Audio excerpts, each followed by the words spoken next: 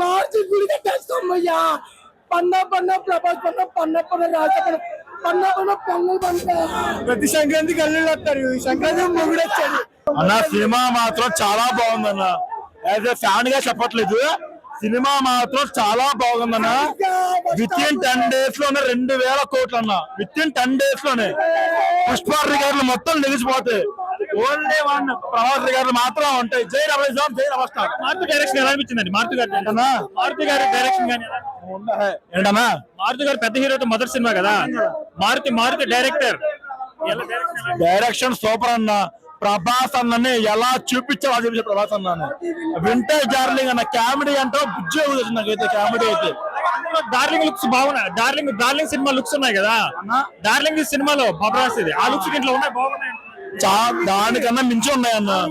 నిజంగా చెప్పాలంటే vintage darling. నిజంగా చెప్పాలంటే సినిమా చాలా బాగుందన్న.